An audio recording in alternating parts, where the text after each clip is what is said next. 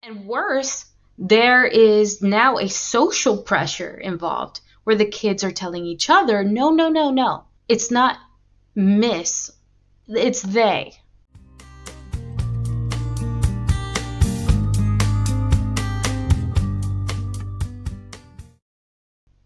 Hey listeners, I want to thank you for joining me on today's episode of Bold Reflections. I'm very excited to share my thoughts and perspectives with you guys on the hot cultural topics of our day. I expect a lot of the stuff we cover here to be pretty dismal, but always I want to bring attention back to God's Word and encourage you to see the bigger picture through these topics. So today, I want to bring your attention to the big T in the ever celebrated rainbow known as Pride, transgenderism.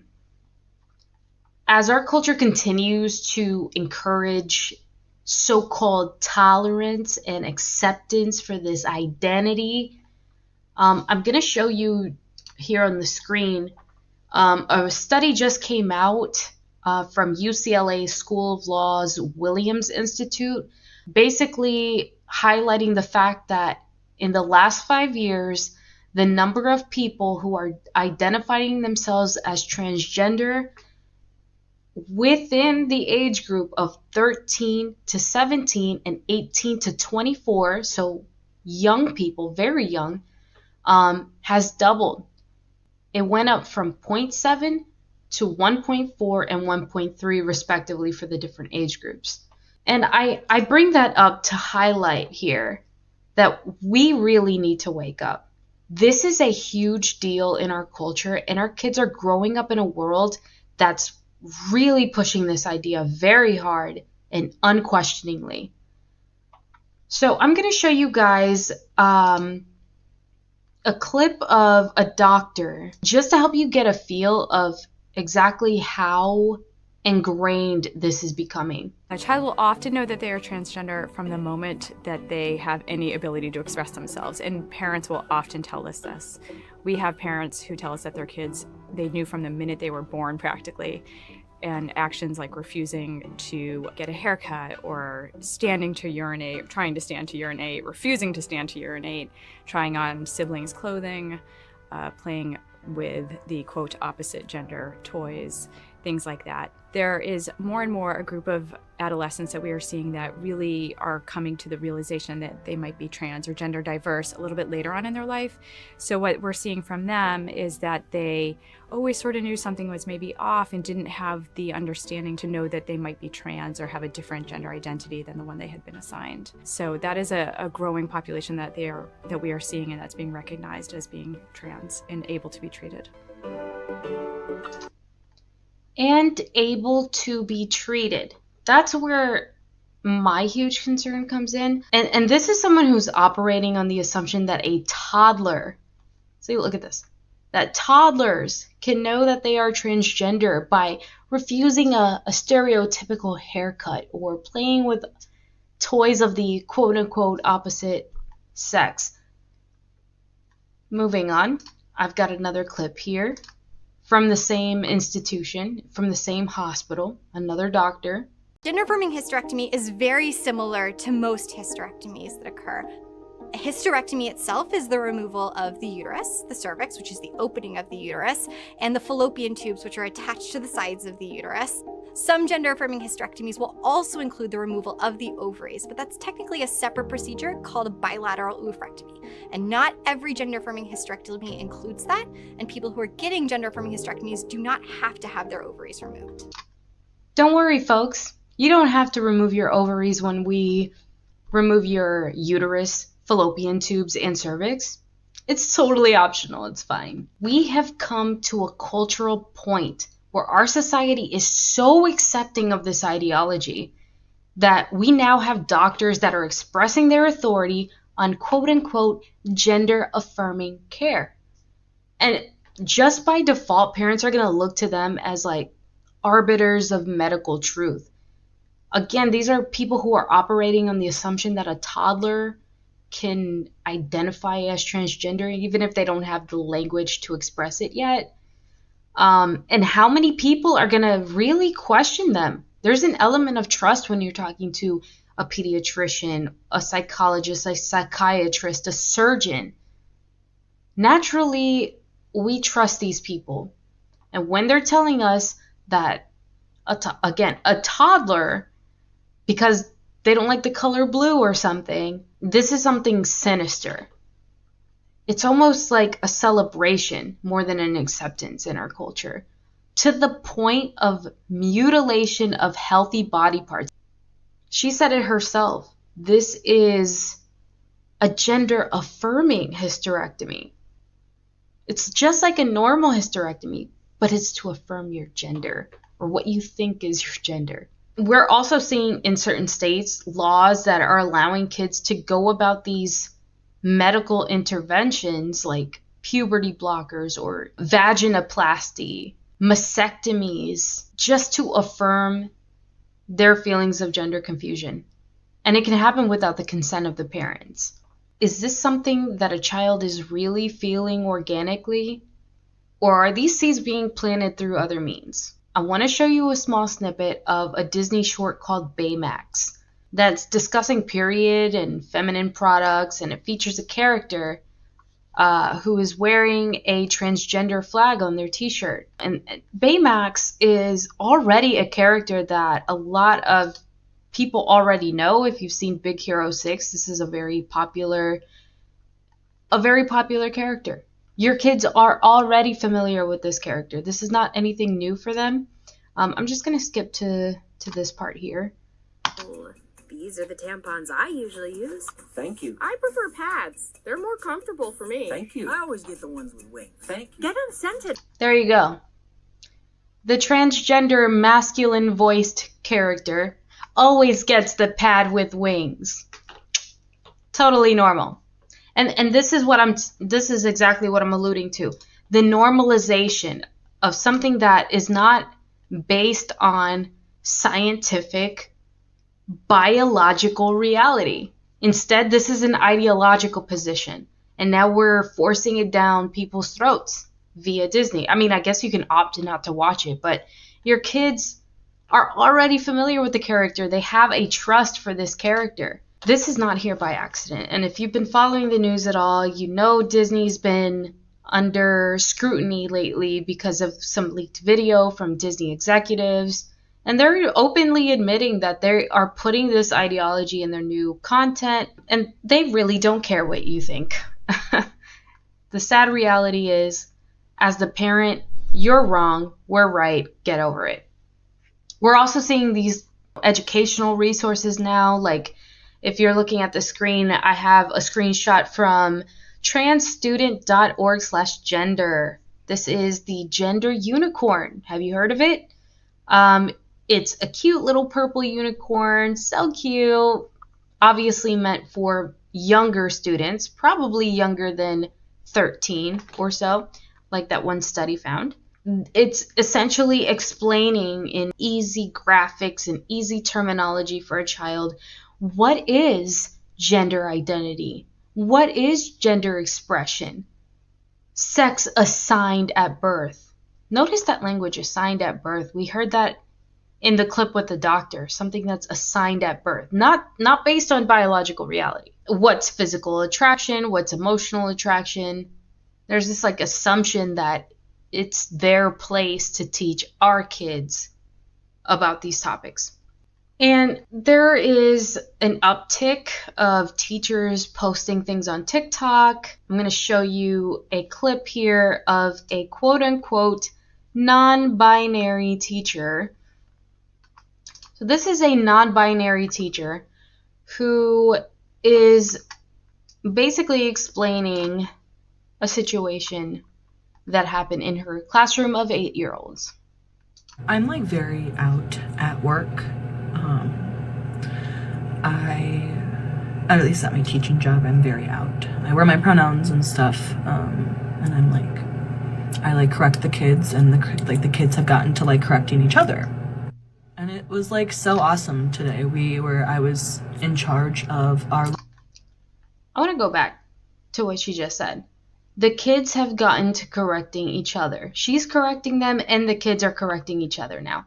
So if you have a student, let's say you are teaching them your values, and which don't happen to be woke, and you're teaching them about biology and what is a girl, what is a boy, what's a male, what's a female, at a very young age where they don't already have a solid understanding of these things, now they're going to a classroom with a quote-unquote non-binary teacher who is correcting them if they point out reality. And worse, there is now a social pressure involved where the kids are telling each other, no, no, no, no. It's not miss, it's they.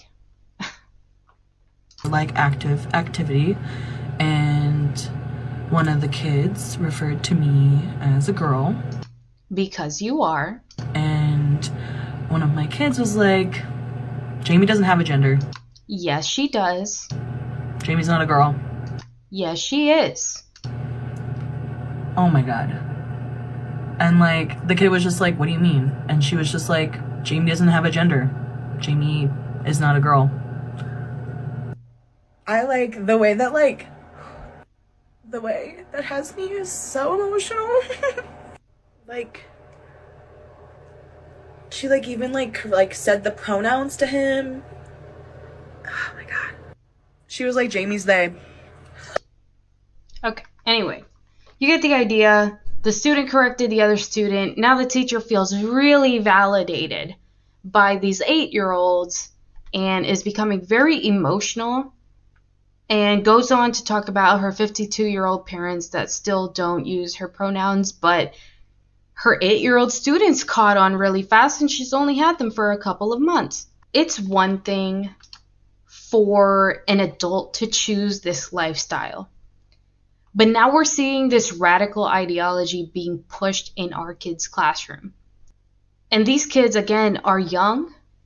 They don't have a solid understanding about how male and female works and all that kind of stuff. And now we have teachers, we have doctors, we have media that they trust. Disney, who doesn't love Disney? Influencing our kids to question their identity. And there's this idea that affirming a child's feeling of gender confusion is good and healthy and tolerant and loving, and that the role of the parent is ultimately oppressive, especially if you don't agree. So if it needs to happen behind your back, mom and dad, well, we know best. And guys, I'm not just speculating here or exaggerating. This is really happening, and oftentimes behind the parent's back. I've got a clip here of a father, Wendell Perez from Florida, who found out that his daughter had been socially transitioned at school, complete with a male name and male pronouns. And he didn't know about this until one day his daughter tried to commit suicide in a school bathroom. She was affirmed. In January of 2022, I went to my daughter's elementary school to deal with a very sensitive incident. My daughter attempted suicide by hanging in one of the school bathrooms. My wife and I were told that by the school counselor that it happened because of an ongoing issue with her gender identity. We were in shock because our daughter never showed any signs of questioning her biological sex. We were told that they knew about the gender issue due to meetings they were having with our daughter behind our backs. We learned that during these meetings, our daughter's confusion was affirmed and validated through the use of fictitious male names and male pronouns. Our daughter was living a double life without our consent or knowledge. She was affirmed and socially transitioned in school. Due to the nature of the incident, our daughter was corrected and taken away from us with minimal contact for over a week until she was released under our care. As a family, we had to pick up the pieces, clean up the mess, and start a period of painful healing. However, we decided as parents from the beginning that we were not going to affirm the dysphoria. We were not going to validate a delusion, contrary to the recommendation from some professionals in the field.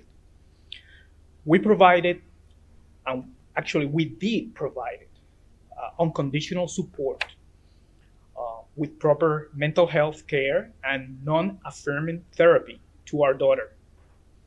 Underlying disorders like depression and anxiety were properly treated. We removed her from the school environment and placed her in homebound. We brought her back from her confusion. She is steadfast and sure of her gender, and the suicidal ideation is gone. Okay, so I'm going to stop it there for time's sake, but it's disgusting.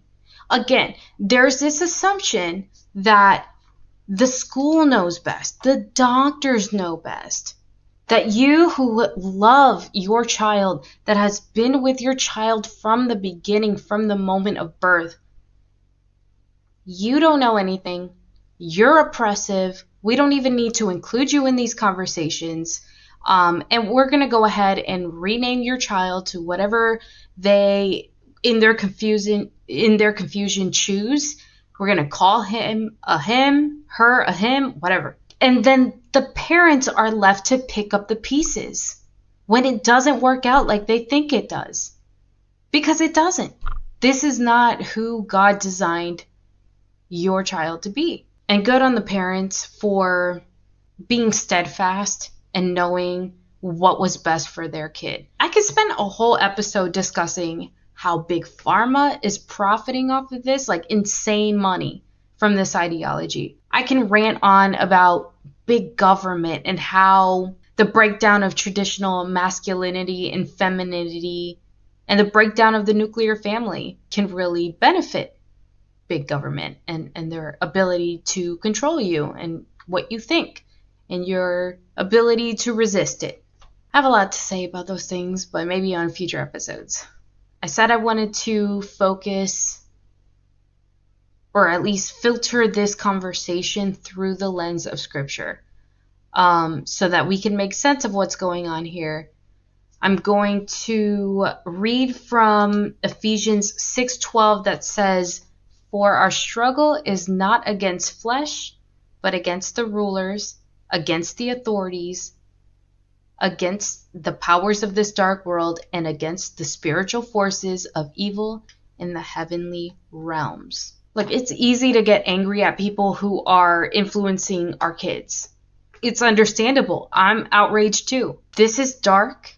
This is serious. We're swimming in this ocean of indoctrination and transgenderism and all of the things. But remember here, there's a darkness inside their hearts that comes directly from the enemies of God. And we can't forget that that is what's really animating them. Got a really controversial thing to show you here. This comes from Psalm 139, 13 and 14.